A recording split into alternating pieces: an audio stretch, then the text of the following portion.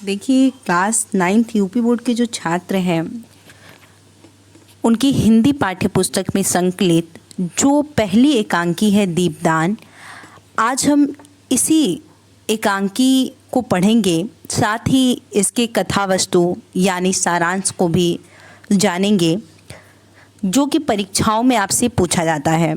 तो ये जो दीपदान एकांकी है, इसके जो लेखक हैं वो डॉक्टर राम कुमार वर्मा जी हैं।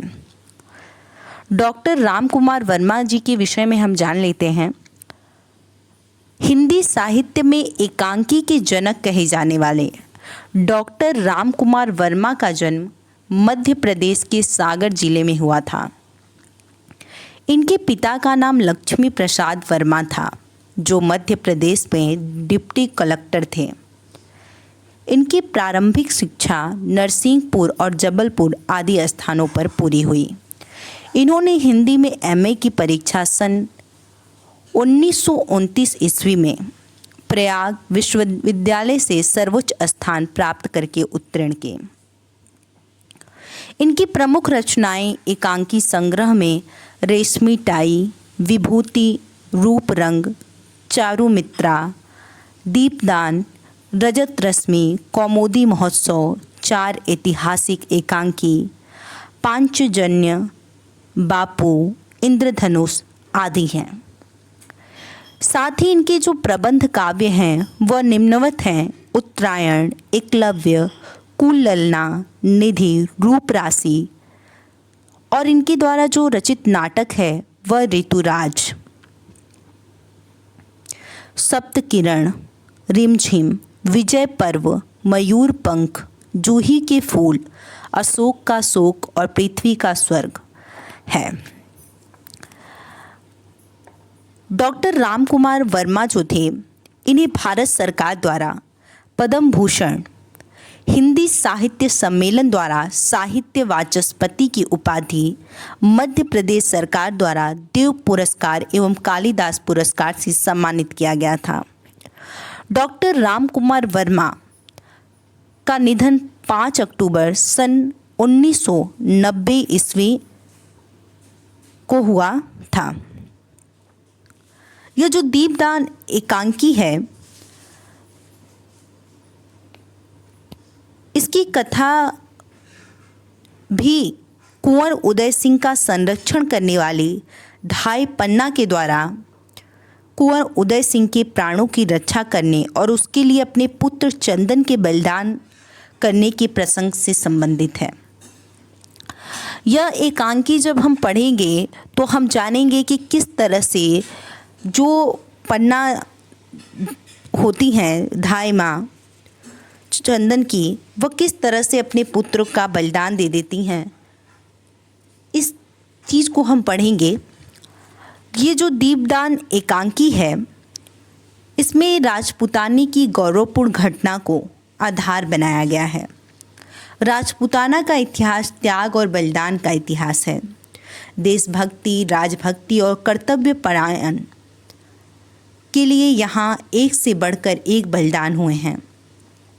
इस कहानी में पन्नाध्याय के महान बलिदान को चित्रित किया गया है। कर्तव्य की बलि वेदी पर वह अपने पुत्र का उत्सर्ग सहर्ष कर देती है। इसी के बारे में हम जानेंगे। पहले हम पात्र परिचय के अंतर्गत देख लेते हैं कि कौन कौन से पात्र परिचय हैं। तो कुंवर उदय सिंह इसके पात्र हैं। चित्तौड़ के स्वर्गीय महाराणा सागा का सबसे छोटा पुत्र, राज्य का उत्तराधिकारी, आयु अभी इनकी 14 वर्ष है। चंदन ढाई माँ पन्ना का पुत्र है, इसकी आयु भी 13 वर्ष है। बनवीर महाराणा सांगा के भाई पृथ्वीराज का दासी पुत्र, आयु 32 वर्ष। किरत जूठी पत्तल उठाने वाला, आयु 40 वर्ष। पन्ना कुंवर उदय सिंह का संरक्षण करने वाली धाय। चंदन की माँ, आयु 30 वर्ष। सोना रावल स्वरूप सिंह की अत्यंत रूपवती लड़की, कुंवर उदय सिंह के साथ खेलने वाली, आयु 16 वर्ष। शामली अंतःपुर की परिचारिका, आयु 28 वर्ष। देखते हैं पात्र परिचय अभी तक आपने जाना। आगे हम इस एकांकी को पढ़ते हैं, इसके साथ ही हम इसकी कथा वस्तु को भी जानेंगे। किस समय की ये कहानी है? काल है 1536 ईस्वी। समय रात्रि का दूसरा प्रहर। स्थान कुंवर उदय सिंह का कच्छ, कच्छ मतलब कमरा, चित्तौड़ की घटना है। कक्ष में पूरी सजावट है, यानी कमरा जो है उदय सिंह का, उसमें पूरी तरह से सजावट है। दरवाज़ों पर रेशमी पर्दे पड़े हैं। एक पार्श्व पर में उदय सिंह की सैया है। सिरहाने पन्ना के बैठने का स्थान है। नेपथ्य में नारियों की सम्मिलित नृत्य ध्वनि और गान जो धीरे धीरे हल्का होता जाता है। उदय सिंह दौड़ता हुआ आता है, पुकारता है, धाय माँ, धाय माँ। पन्ना भीतर से आती हुई, क्या है कुंवर? देखकर, अरे रात हो गई और तुमने अभी तक तलवार म्यान में नहीं रखी। उदय सिंह, धाय माँ, देखो न कितनी सुंदर सुंदर लड़कियां नाच रही हैं। गीत गाती हुई तुलजा भवानी के सामने नाच रही हैं।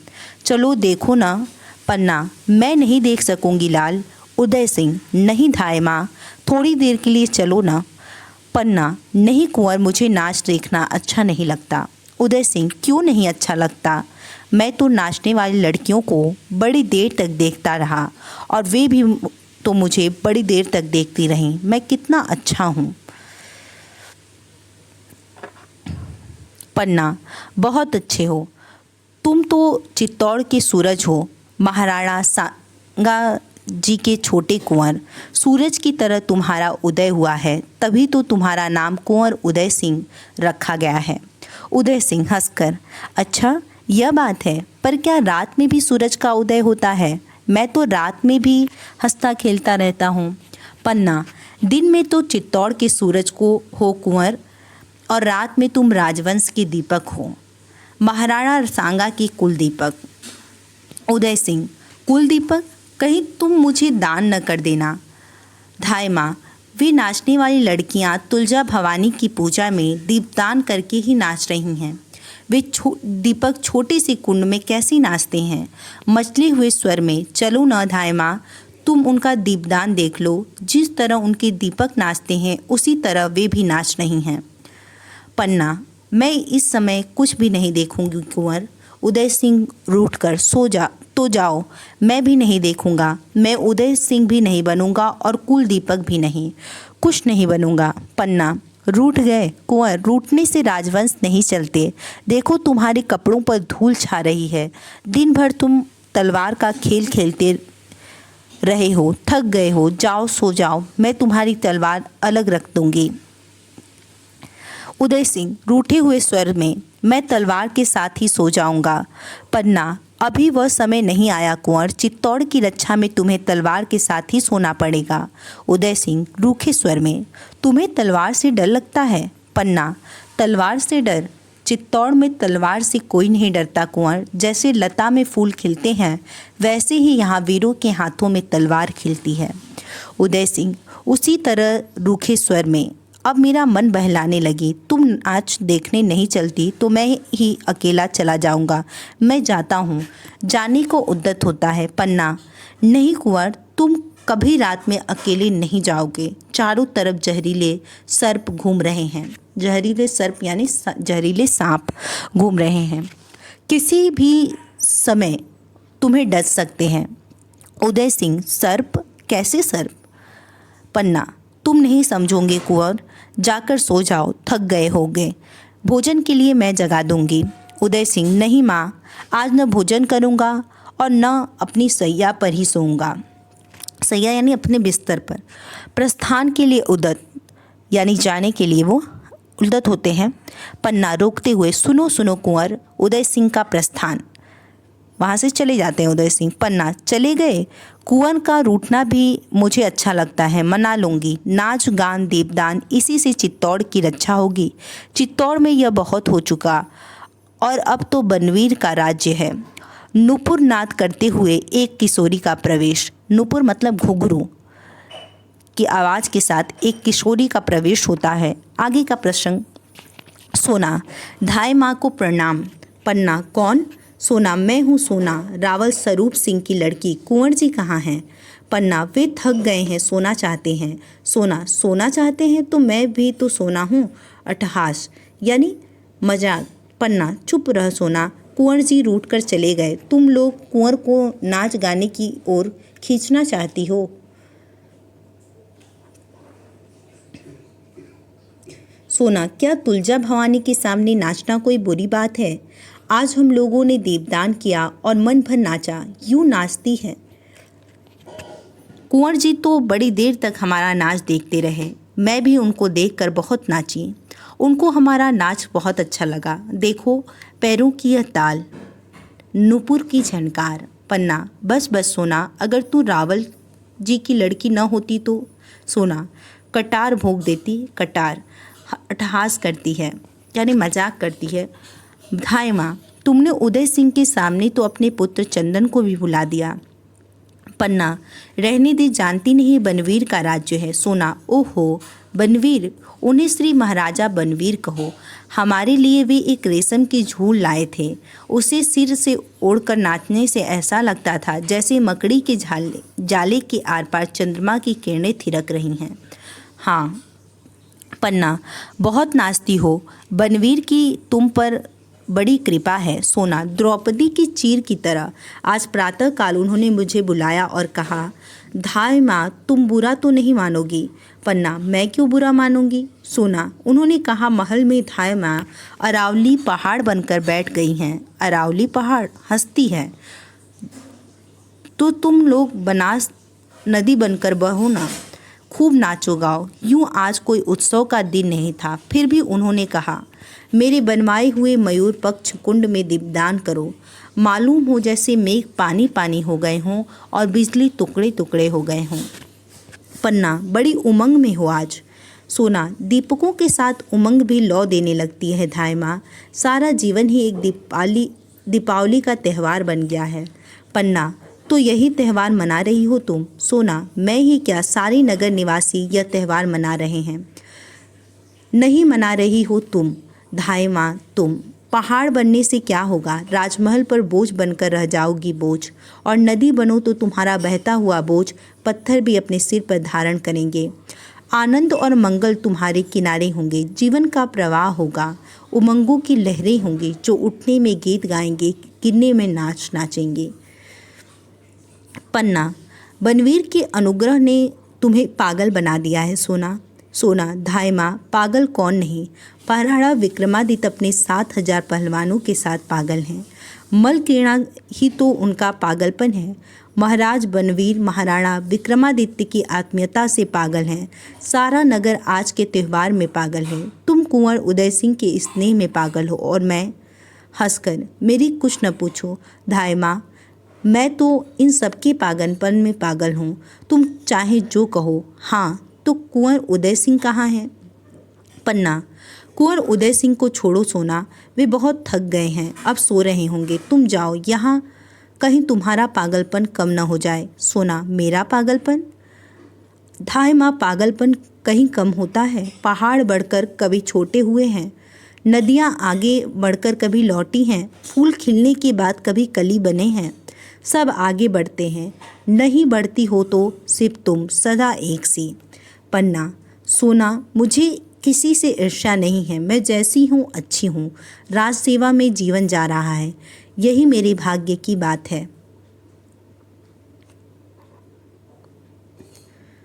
सोना, भाग्य? भाग्य तो सबके होता है धाय माँ।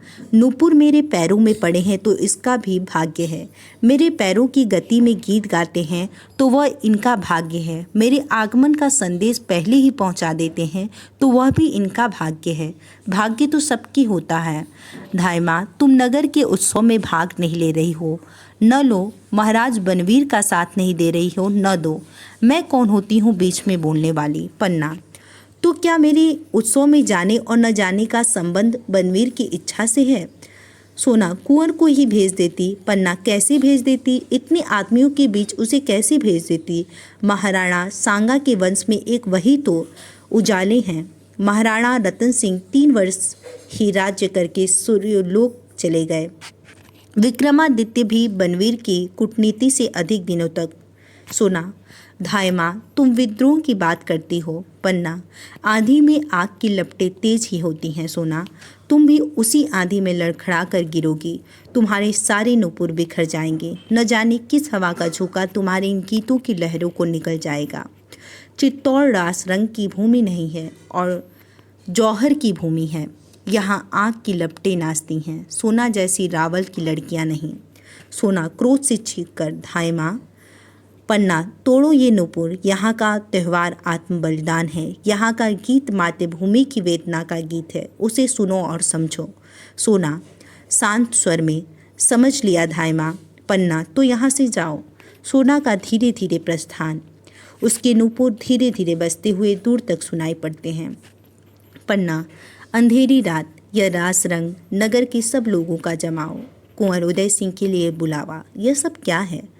चंदन का प्रवेश, जो कि आपको बताया गया कि जो चंदन है वो धाय माँ पन्ना का पुत्र है। देखिए, उनका प्रवेश यानी वो आते हैं। चंदन दूर से पुकारते हुए, माँ माँ। पन्ना, क्या है मेरे लाल? चंदन, कुंवर जी कहाँ हैं माँ? पन्ना, रूठ कर सो गए हैं। चंदन, उन्होंने भोजन कर लिया? पन्ना, नहीं, तुम भोजन कर लो, मैं थोड़ी देर बाद उन्हें उठाकर बहलाकर भोजन करा दूंगी। चंदन, मुझे अकेले भोजन करना अच्छा न लगेगा माँ। पन्ना, भोजन कर लो मेरे चंदन, मेरे लाल। सज्जा ने तुम्हारे लिए अच्छा भोजन बनाया है, तुम्हें अच्छी अच्छी बातें सुनाती हुई भोजन करा देगी। मैं भी अभी आती हूँ। तुम्हारी माला टूट गई थी, उसी को ठीक कर रही हूँ, बस थोड़े दाने और रह गए हैं। चंदन, माँ, कल कुंवर की माला भी ठीक कर देना, वह भी टूट रही है। सोना ने उसे पकड़कर खींच दिया था। पन्ना, अच्छा चंदन, वह भी ठीक कर दूंगी। चंदन का प्रस्थान। एकाएक घर की कुछ चीज़ों के गिरने की धमक, शीघ्रता से सामली का प्रवेश। सामली चीख कर पुकारती हुई, धाय माँ, धाय माँ। पन्ना, कौन कौन? सामली। सामली बिलखते हुए, धाय माँ, धाय माँ, कुंवर जी कहाँ हैं? कुंवर जी कहाँ हैं? पन्ना, क्यों, कुंवर जी को क्या हुआ? सामली, उनका जीवन संकट में है। पन्ना, कहाँ, कैसे, यह तुम क्या कह रही हो? सामली, उनका जीवन बचाओ धाय माँ। पन्ना चीख कर, सामली कहाँ है कुंवर? अंदर की तरफ भागती है सामली बिलखते हुए, हाय सर्वनाश हो रहा है। क्या मेवाड़ को ऐसे ही दिन देखने थे? हाय क्या हो रहा है? तुलजा भवानी, तुम चित्तौड़ की देवी हो, कैसे कहूँ कि तुम्हारे त्रिशूल में अब शक्ति नहीं रही। मेवाड़ का भाग्य। पन्ना, फिर प्रवेश कर, सो रहा है मेरा कुंवर, सो रहा है। कहीं तो कुछ नहीं हुआ। कुंवर जी रूठ गए थे, वे तलवार लिए हुए भूमि पर सो गए। तलवार उनके हाथों से खिसक गई है, पर वे शांति से सो रहे हैं। मेरे कुंवर जी को कुछ नहीं हुआ। सामली, कुंवर अच्छे हैं, तुलजा भवानी कुशल करें, पर धाय माँ, महाराणा विक्रमादित्य जी की हत्या हो गई। पन्ना चीख कर, महाराणा की हत्या हो गई? किसने की? सामली, बनवीर ने। महाराणा सो रहे थे, उसने अवसर पाकर उनकी छाती में तलवार भोंक दी। पन्ना चीख कर, हाय, महाराणा विक्रमादित्य जी सिसकने लगी। सामली, बनवीर ने नगर भर में आज नाच गाने का त्यौहार मनाया, जिससे नगर निवासियों का ध्यान नाच रंग में ही रहे। मौका देखकर वह राजमहल में गया। अंतःपुर में वह आता जाता था, किसी ने रोका नहीं। उसने महाराणा के कमरे में जाकर उनकी हत्या कर दी। सिसकियाँ लेने लगती है। पन्ना स्थिर होकर, आज कुछ समय रास रंग की बात सुनकर मेरे मन में शंका हुई थी, इसलिए मैंने कुंवर को वहाँ जाने से रोक दिया था। संभव था कि कुंवर वहाँ जाते और बनवीर अपने सहायकों से कोई कांड रच देता। सामली, इसलिए मैं दौड़ी आई हूँ धाय माँ। लोगों ने बनवीर को कहते सुना है कि वह कुंवर उदय सिंह को भी सिंहासन का अधिकारी समझकर जीवित रहने नहीं देगा। वह निष्कंटक राज्य करेगा धाय माँ। पन्ना, विलासी और अत्याचारी राजा कभी निष्कंटक राज्य नहीं कर सकता। सामली, लेकिन रक्त से भीगी तलवार लेकर वह सीना ताने हुए अपने महल में गया है। पन्ना, लोगों ने उसे पकड़ा नहीं, सैनिक चुपचाप देखते ही रहे। शामली, सैनिकों को उसने अपनी तरफ मिला लिया है, लोग उससे डरते हैं। महाराणा विक्रमादित्य का राज्य भी तो ऐसा नहीं था कि लोग उनसे प्रेम रखते। उनके पहलवानों की सहायता से राज्य नहीं चल सकता। सभी सामंत महाराणा से असंतुष्ट थे। पन्ना, अब क्या होगा? शामली, थोड़ी देर बाद ही वह कुंवर को मारने आएगा। आज की रात बहुत अंधेरी है। आज की रात में ही वह अपने को पूरा महाराणा बना लेना चाहता है। किसी तरह से भी हो कुंवर जी की रक्षा होनी चाहिए। धायमा। पन्ना, कुंवर जी की रक्षा सोचते हुए, कुंवर जी की रक्षा अवश्य होगी, अवश्य होगी। अब मेवाड़ का उत्तराधिकारी एक यही तो राजपूत रक्त है। दासी पुत्र बनवीर को चित्तौड़ सहन नहीं कर सकेगा। शामली, यह तो आगे की बात है, पर तुम कुंवर जी की रक्षा किस तरह करोगी? पन्ना, मैं इस अंधेरी रात में ही उसे लेकर कुंभलगढ़ भाग जाऊंगी। शामली, और चंदन कहाँ रहेगा? पन्ना, जहाँ भगवती तुलजा उसे रखेंगी। मेरे महाराणा का नमक मेरे रक्त से भी महान है। नमक से रक्त बनता है, रक्त से नमक नहीं। शामली, धन्य हो धायमा, पर तुम नहीं भाग सकोगी, तुम महलों से निकल भी नहीं सकोगी। आते समय मैंने देखा था कि बनवीर के सैनिक तुम्हारा महल घेरने को आ रहे थे। एक ओर से तो तुम्हारा महल घिर ही चुका था। पन्ना, हाँ, भगवान एकलिंग, अब क्या होगा? शामली, जैसे भी हो कुंवर जी की रक्षा तुम्हें करनी ही है। पन्ना, मुझे सैनिकों की सहायता नहीं मिल सकती। शामली, सैनिक तो उसके हैं धायमा। पन्ना, और सामंत? शामली, उनमें इतना साहस नहीं है। पन्ना, जोर से, दरवाजे पर कौन है? किरत का प्रवेश। किरत, अन्नदाता, किरत बारी हो। धायमा, चरण लागो। पन्ना, किरत तुम हो, बाहर तो कोई नहीं है। किरत, अन्नदाता, बाहर सिपाहियों का डेरा लग रहा है। जान नहीं पड़ता अन्नदाता की आधी रात को ये क्या हो रहा है। पेड़े में किसी का भी पैसारा नहीं हो पाता। मैं तो बारी हूँ, इससे कोई कुछ बोला नहीं।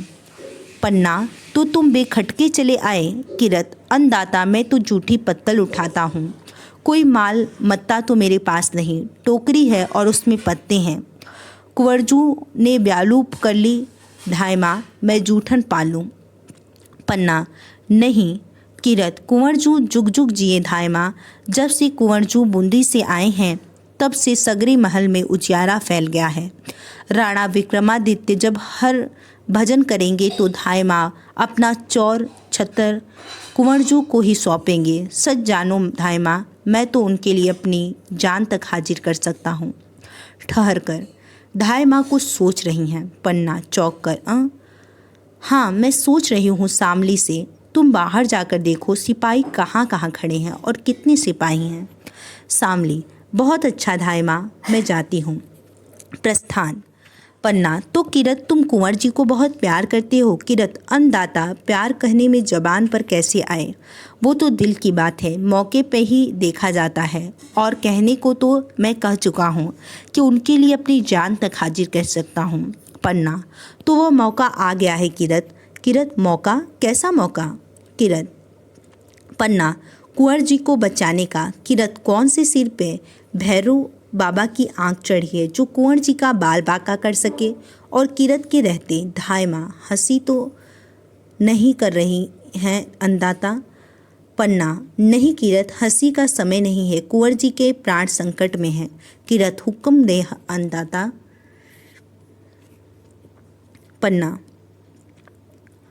अच्छा तो सुनो, तुम बारी हो, तुम्हें बाहर जाने में कोई नहीं रोकेगा। तुम तो टोकरी में जूठी पत्तल उठा के ले जाते ही हो। ठीक किरत, ठीक कहती है अन्नदाता, आते वक्त भी किसी ने नहीं रोका। पन्ना, तो तुम कुंवर जी को टोकरी में लिटाकर उन पर गीली पतले डालकर महल से बाहर निकल जाओ। किरत, वाह, अन्नदाता ने खूब सोचा। मैं ऐसे निकल जाऊंगा कि सिपाही लोग मुंह देखते ही रह जाएंगे। तो कुंवर जी कहाँ हैं? पन्ना, सो रहे हैं, आज भूमि पर ही सो गए। उन्हें धीरे से उठाकर अपनी टोकरी में सुला लेना, वे जागने न पाए। किरत, बहुत अच्छा अन्नदाता, कुंवर जी कहाँ हैं? पन्ना, मेरे कमरे में नीचे ही सो गए हैं। तुम्हारी टोकरी तो काफ़ी बड़ी है। किरत, अन्नदाता, आपके जस ने ही तो मेरी टोकरी बड़ी कर दी है। सारी राजमहल की पतलें छोटी टोकरी में कैसे आ सकती हैं? और अन्नदाता, आज तो बनवीर के साथ बहुत सामंतों ने खाया है। मैंने भी सोचा आज बड़ी टोकरी ले चलूं।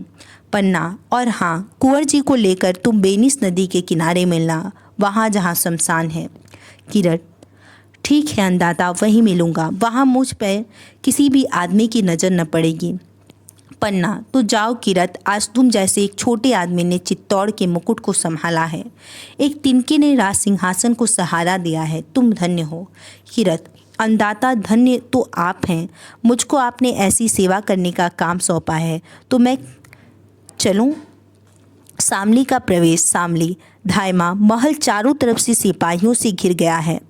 उत्तर की तरफ ही 7 सिपाही हैं, बाकी तीनों तरफ 20-20 सिपाही पहरा दे रहे हैं। शायद उत्तर की तरफ के सिपाही बनवीर को लेने गए हैं। पन्ना, कोई चिंता की बात नहीं शामली, तू यहीं ठहरना, मैं अभी आती हूँ। किरत से, चलो किरत। दोनों का प्रस्थान। पन्ना का प्रवेश। पन्ना, अब ठीक है, कुंवर जी की रक्षा हो गई। शामली, पर एक बात है धायमा। पन्ना, क्या? शामली, बनवीर यहाँ जरूर आएंगे। वे तुम्हारे महल में कुंवर जी की खोज करेंगे। जब वे कुंवर जी को न पाएंगे और तुमसे पूछेंगे तो क्या उत्तर दोगी? पन्ना, कह दूंगी कि मैं नहीं जानती। शामली, इससे वे नहीं मानेंगे। क्रोध में आकर अगर उन्होंने तुम्हारे ऊपर तलवार चला दी तो कुंवर जी तुम्हारे बिना कैसे जिएंगे? पन्ना, मुझे उसकी चिंता नहीं है शामली। शामली, पर चिंता कुंवर जी की है। तुम्हारे बिना वे भी तो जीवित नहीं रहेंगे। फिर तुम्हारा बलिदान चित्तौड़ के किस काम आएगा? पन्ना, सचमुच कुंवर जी मेरे बिना नहीं जिएंगे। थोड़ी सी बात पर तो रूठ जाते हैं। मुझे न पाकर उनका क्या हाल होगा? शामली, किसी तरह बनवीर को धोखा नहीं दे सकती। पन्ना, दे सकती हूँ। शामली, किस तरह?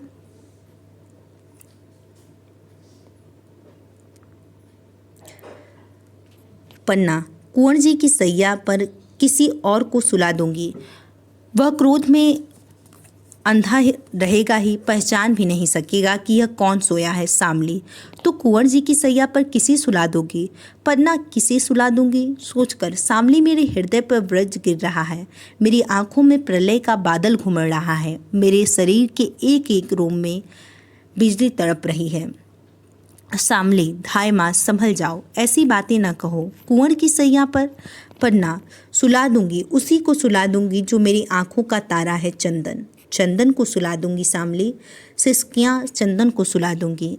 उस नन्हे से लाल को हत्यारे के तलवार के नीचे रख दूंगी। शामली, धायमा, ऐसा मत कहो, मैं नहीं सुन सकूंगी। प्रस्थान। पन्ना चली गई। कहती है, ऐसा मैं नहीं सुन सकूंगी। जो मुझे करना है वह शामली सुन भी न सकेगी। भवानी, तुमने मेरे हृदय को कैसा कर दिया। मुझे बल दो कि मैं राजवंश की रक्षा में अपना रक्त दे सकूं, अपने लाल को दे सकूं। यही राजपुतानी का व्रत है, यही राजपुतानी की मर्यादा है, यही राजपुतानी का धर्म है। मेरा हृदय व्रज का बना दो। माता के हृदय के स्थान पर पत्थर बना दो, जिससे ममता का स्रोत बंद हो जाए। भवानी, मैं चित्तौड़ की सच्ची नारी हूँ। नेपथ्य में चंदन का स्वर, माँ माँ माँ। चंदन का प्रवेश। चंदन, माँ देखो, मेरे पैर में चोट लग गई, यह रक्त निकल रहा है। पन्ना, कहाँ रक्त निकल रहा है? लाओ देखूं मेरे लाल। ओहो, अंगूठे में यह चोट कैसे लगी? रक्त निकल रहा है। कितना रक्त निकल रहा है? लाओ इसे बांध दूं। अपनी साड़ी से कपड़े का टुकड़ा फाड़ती है। पैर सीधा करो। हाँ ठीक, इसे बांध देती हूँ। बांधते हुए, यह चोट कैसे लगी? चंदन, मैं जैसे ही भोजन करके उठा, माँ सज्जा ने कहा कि महल के चारों तरफ सिपाही इकट्ठे हो रहे हैं। मैं देखने के लिए ऊपर के झरोखे में चढ़ गया। अंधेरे में कुछ दिखाई नहीं दिया। जैसे ही मैंने नीचे कूदा, एक टूटा हुआ शीशा अंधेरे में चुभ गया। कोई बात नहीं है माँ, रक्त तो निकला ही करता है, पर ये सिपाही महल के चारों तरफ क्यों इकट्ठे हो रहे हैं? पन्ना, आज नाच रंग का दिन है ना, वही सब देखने के लिए आए होंगे, या फिर सोना ने उन्हें बुलाया होगा, वह नीचे नाच रही होगी। चंदन, माँ सोना अच्छी लड़की नहीं है। मैं कल उससे कहूँगा माँ कि कुंवर जी को अपना नाच न दिखाया करें, उनका मन आखेट करने में नहीं लगता। पन्ना, मैं भी उसे समझा दूंगी। चंदन, कुंवर जी कहाँ है माँ? आज भोजन में भी साथ नहीं चले। पन्ना, कहीं सो रहे होंगे। चंदन, तब से सो रहे हैं। माँ, कुंवर जी को ज़्यादा नींद क्यों आती है? मैं देखूं कहाँ सो रहे हैं। पन्ना, बुरा मानकर कहीं सो रहे होंगे। चंदन, सोना ने ही उन्हें बुरा मानना सिखला दिया माँ, नहीं तो कुंवर जी पहले कभी बुरा नहीं मानते थे। खेल खेल में भी बुरा नहीं मानते थे। साथ खेलते थे, साथ खाते थे। आज अकेले कुछ खाया भी नहीं गया माँ।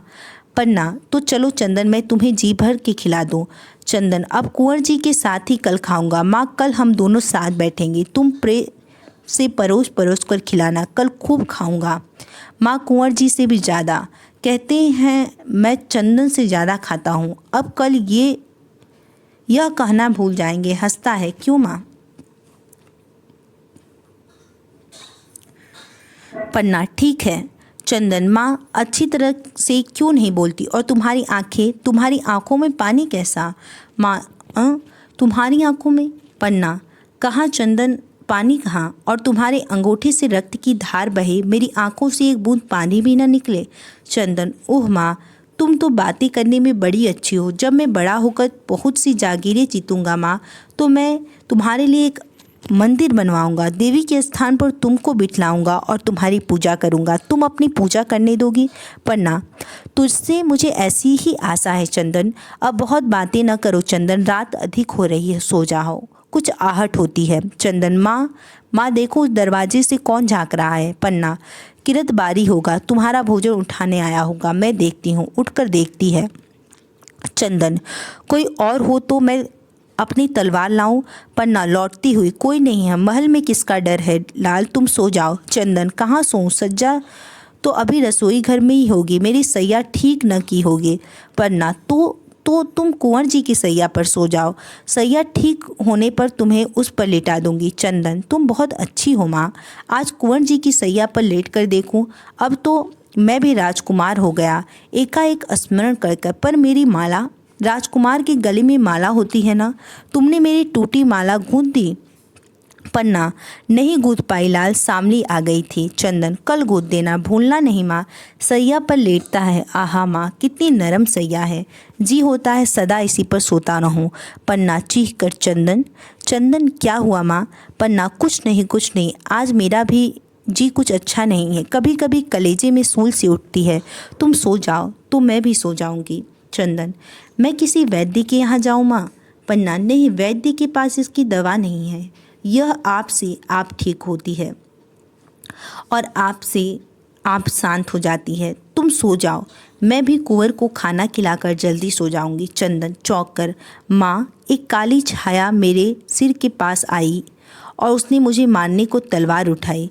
माँ, वह काली छाया? पन्ना, मैं तो तुम्हारे पास बैठी हूँ लाल, यहाँ कौन सी काली छाया आएगी?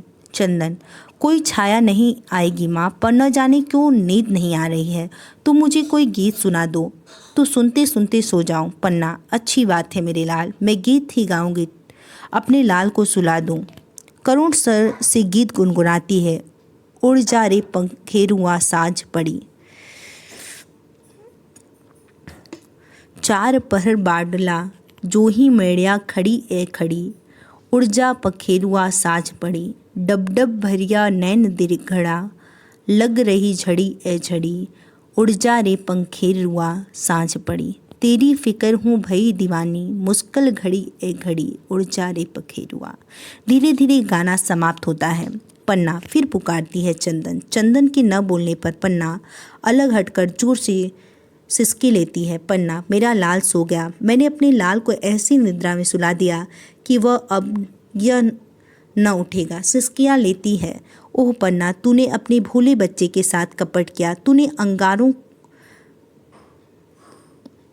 की सेज पर अपने फूल से लाल को सुला दिया है। तू सर्पनी है जो अपने ही बच्चे को खा डालती है, जानबूझकर अपने पुत्र की हत्या कराने जा रही है। हाय अभागिनी माँ, संसार में तेरा भी जन्म होने को था।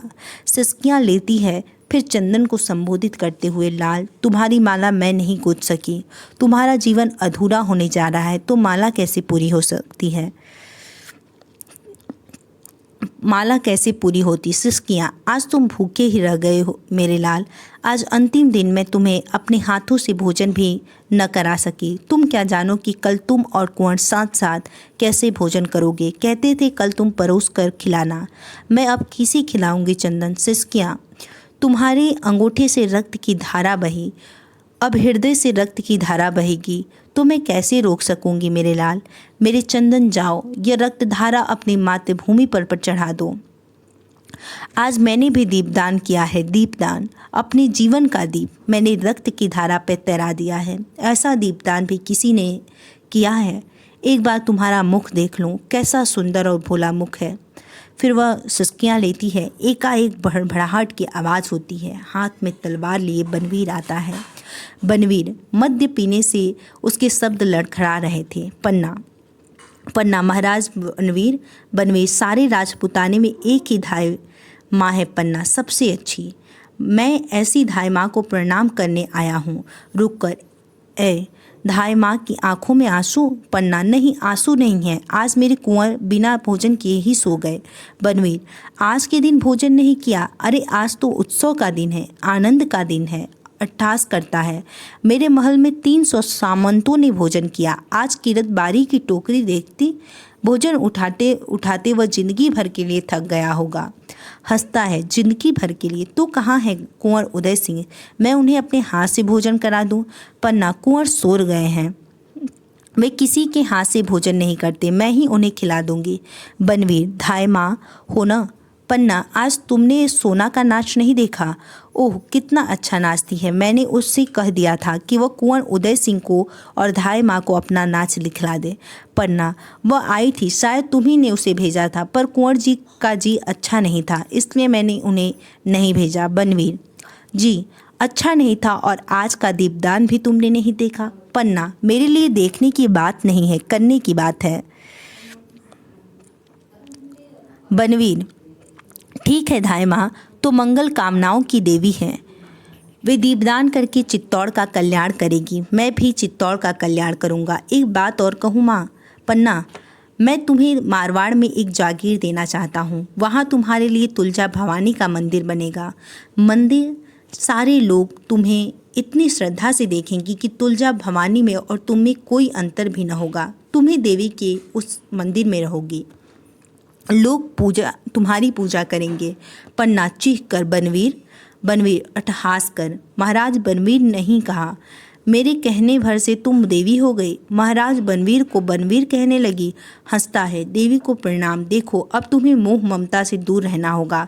तुम कुंवर उदय सिंह को मुझे दे दोगी और मैं उसे यह तलवार दूंगा। तलवार खींच लेता है। पन्ना, यह तलवार, इस पर रक्त क्यों लगा है। बनवीर, रक्त तो तलवार की शोभा है पन्ना, वह अनंत सुहाग से भरी है, यह तो उसके सिंदूर की रेखा है। बिना रक्त के तलवार भी कभी तलवार कहला सकती है। पन्ना, यह तलवार म्यान में रख लो महाराज। बनवीर, क्या तुम्हें भय लगता है। चित्तौड़ में तलवार से किसी को भय नहीं लगता। धाय माँ होने पर तुम में इतनी ममता भर गई कि तलवार नहीं देख सकती।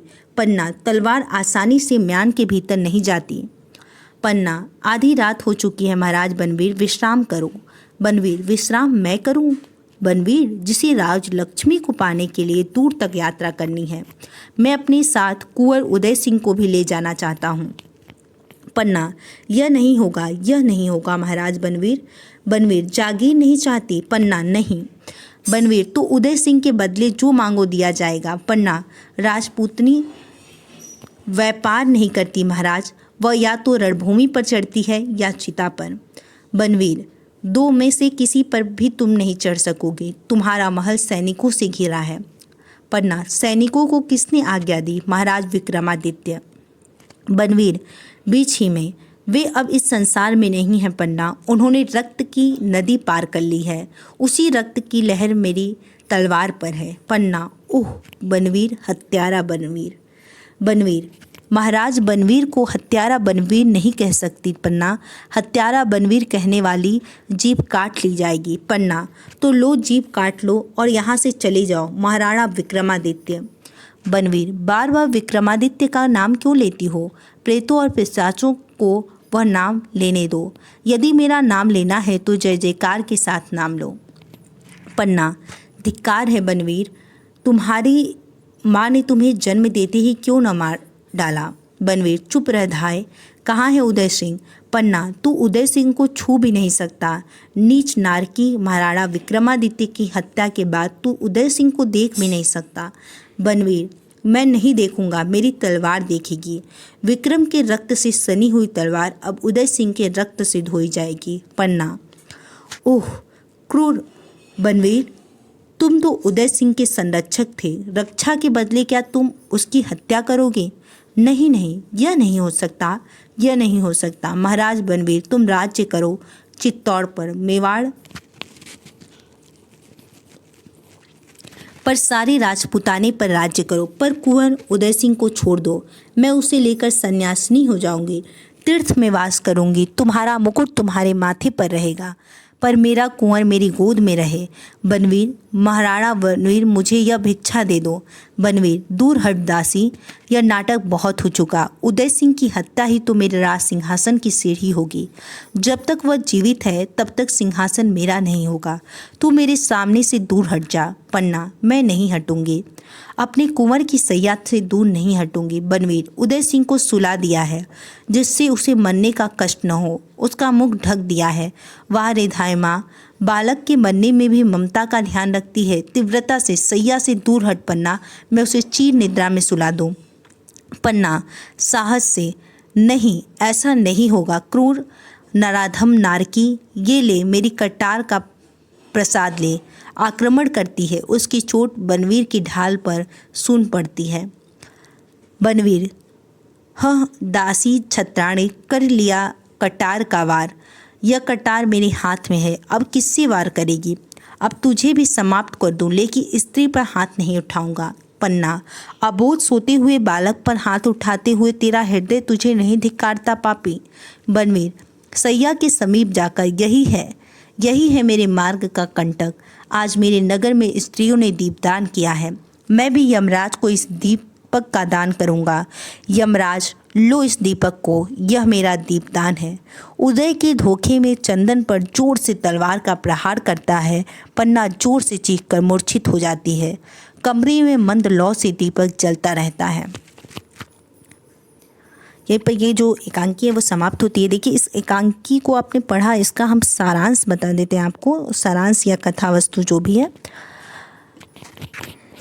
देखिए, दिया गया पहला कि दीपदान एकांकी की कथा वस्तु अपने शब्दों में लिखी है, यानी कि पूरी जो एकांकी आपने पढ़ा है इसका क्या मतलब कि क्या था सार, इसे हम जानते हैं। देखिए, आप लिखेंगे कि दीपदान नामक एकांकी डॉक्टर राम कुमार वर्मा का एक प्रसिद्ध एकांकी है। दीपदान की कथा भी कुंवर उदय सिंह का संरक्षण करने वाली धाय पन्ना के द्वारा कुंवर उदय सिंह के प्राणों की रक्षा करने और उसके लिए अपने पुत्र चंदन के बलिदान करने के प्रसंग से संबंधित है। दीपदान की कथा वस्तु सन 1536 ईस्वी में राजस्थान के चित्तौड़ दुर्ग में घटित होती है। चित्तौड़ के महाराणा सांगा का देहांत हो चुका है और उनके राज्य का उत्तराधिकारी उनका सबसे छोटा पुत्र कुंवर उदय सिंह है, जिसकी उम्र अभी 14 वर्ष है। कुंवर उदय सिंह की देखरेख और लालन पालन का कार्य पन्ना नाम की एक स्वामी भक्त स्त्री कर रही है, जिसे पन्ना धाय के नाम से जाना जाता है। उसका 13 वर्ष का चंदन नाम का एक पुत्र भी है, जो कुंवर उदय सिंह के साथ खेलता रहता है। महाराणा सांगा के मृत्यु के पश्चात उनके भाई पृथ्वीराज का एक दासी पुत्र बनवीर, जिसकी आयु 32 वर्ष है, राज्य पर अधिकार करने के लिए प्रयत्नशील है। दीपदान की सारी कथा पन्नाधाय और बनवीर पर आकर चरम सीमा की स्थिति में आकर ठहर जाती है। दीपदान की संपूर्ण कथा कुंवर उदय सिंह के कक्ष में घटित होती है। रात्रि का दूसरा प्रहर है। नेपथ्य में नारियों की सम्मिलित नृत्य ध्वनि एवं गायन का स्वर सुनाई देता है, जो धीरे धीरे हल्का हो रहा है। उदय सिंह आकर पन्नाधाय को बतलाता है कि बाहर सुंदर सुंदर लड़कियां तुलजा भवानी के सामने नाच रही हैं और दीपदान कर रही हैं। वह पन्ना को भी अपने साथ नृत्य देखने के लिए ले जाने की जिद करता है, किंतु पन्ना इस बात के लिए तैयार नहीं होती। वह कुंवर उदय सिंह को समझाती है कि तुम तो चित्तौड़ के सूरज हो और इस राजवंश के दीपक तथा महाराणा सांगा के कुलदीपक हो। तुम्हें इस तरह नाच गाने को देखने के लिए नहीं जाना चाहिए। कुंवर उदय सिंह पन्ना दहाई की इन बातों को सुनकर रूठ जाता है और बिना कुछ खाए पिए वहाँ से जाकर कहीं और सो जाता है। उदय सिंह के जाने के पश्चात पन्ना के पास रावल स्वरूप सिंह की लड़की सोना, जिसकी उम्र 16 वर्ष है, जो अत्यंत रूपवती तथा कुंवर उदय सिंह की सहेली है, आती है। वह पन्ना से कुंवर उदय सिंह को अपने साथ ले जाने के लिए आग्रह करती है, किंतु पन्ना धाय मना कर देती हैं। पन्ना को संदेह हो जाता है कि बनवीर के मन में कुंवर उदय सिंह को लेकर कोई षड्यंत्र का भाव है और उसी के लिए उसने यह दीपदान का उत्सव असमय आयोजित करवाया है, ताकि लोगों का ध्यान उत्सव में लगा रहे और वह अपने उद्देश्य में सफल हो जाए। पन्ना को इस बात में भी संदेह है कि सोना कहीं न कहीं बनवीर के षड्यंत्र में सम्मिलित है।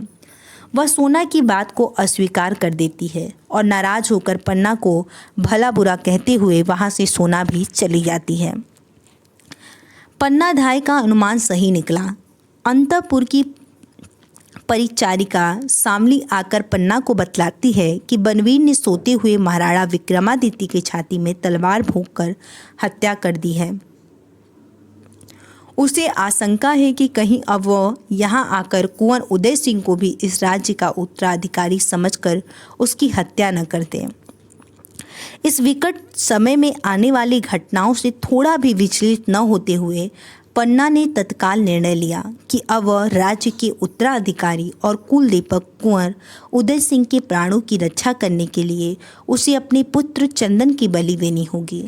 दुर्ग में जूठी पत्थर उठाने वाले कर्मचारी किरत की मदद लेकर पन्ना ने कुंवर उदय सिंह को उसकी टोकरी में रखवाकर तथा जूठी पत्तलों से ढककर दुर्ग से बाहर बेरिस नदी के किनारे शमशान तक पहुंचवा दिया, ताकि उसे बाद में सुरक्षित अवस्था में कुंभलगढ़ ले जा सकें। इसके पश्चात पन्ना ने कुंवर उदय सिंह के शयन कक्ष में अपने पुत्र चंदन को सुलाकर उसे चादर से ढक दिया। पन्ना की आशंका के अनुरूप राणा विक्रमादित्य की हत्या के पश्चात मदान बनवीर कुंवर उदय सिंह के कक्ष में आता है और पन्ना के बहुत रोकने के पश्चात भी चंदन को कुंवर उदय सिंह समझकर अपनी तलवार के प्रहार से उसकी हत्या कर देता है। पन्ना जोर से चीखकर मूर्छित हो जाती है। कमरे में मंद लौ से दीपक जलता रहता है और यहीं पर